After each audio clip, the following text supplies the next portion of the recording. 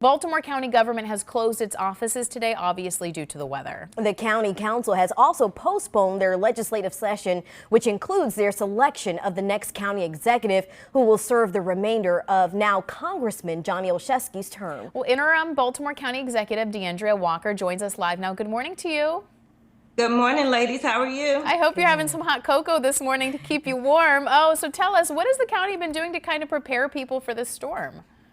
Well, as you know, we've been preparing for this storm, and our crews are out. They've been out all night, and we will be out around the clock to make sure that the roads are safe. And what is your message to the folks of Baltimore County this morning? Of course, we've been telling everybody to stay home, but in the event that people have to come out or if they need some sort of assistance, what is your message to the folks who live in that area?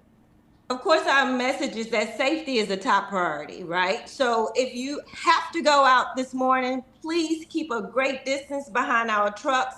Allow them the opportunity to get those streets clear. We want the residents to be safe, and we also want our crews to be safe as well. And with the legislative session canceled, do we think maybe things will be back on schedule tomorrow, or do you think it could be a few days?